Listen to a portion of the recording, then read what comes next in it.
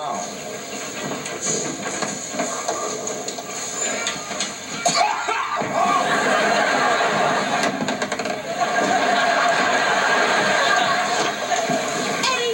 you did that on purpose. Did what? I'm gonna get you for this, Eddie.